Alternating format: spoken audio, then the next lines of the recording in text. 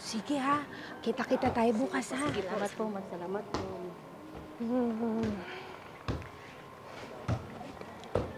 Moira, may problema ba? May bumabagabag ba sa'yo? Umalis ka nga dyan.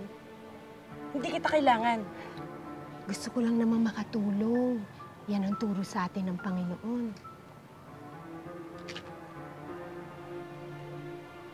Alam mo, isa pa, masasaktan na kita. Moira!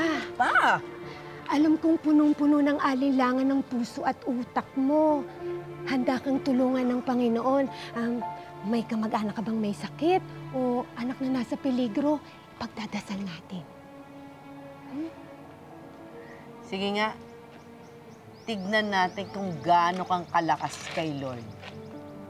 Gusto ko, ipagdasal mo na mamatay si Omar Dacanay nang hindi na madamay ang anak ko. Patawarin ka ng Panginoon sa mga sinasabi mo. Mali yan. Malaking kasalanan yan.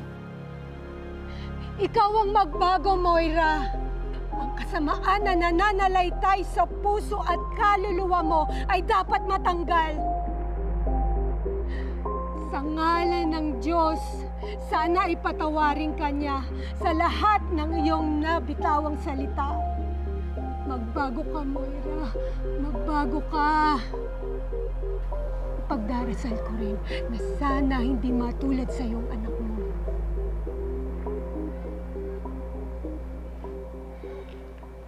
Ang dami mong kuda.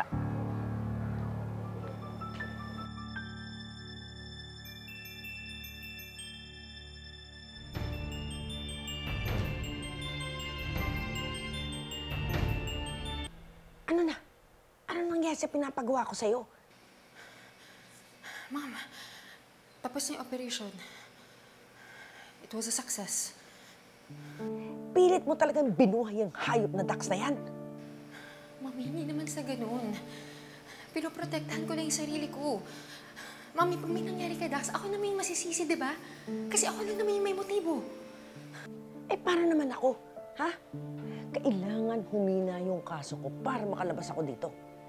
Eh, kung may chance pang mabuhay ang Dax na yan, eh talagang mabubulok ako sa kulungan. Yung ba gusto mo? Mami, ayoko naman madungisan yung pangalan ko, lalong-lalo na yung karir ko para lang... Para sa akin. Hindi mo kayang gawin para sa akin. Napaka-selfish mo naman. Sarili mo pa rin iniisip mo? Mami, hindi mo ba naisip na pwedeng masira yung buhay ko sa pinapagawa mo sa akin? O sige, kung nagawa ko yun, tayong dalawa yung magpa-party dyan sa kulungan. Is that what you really want? Ha? Yung masira yung buhay ko?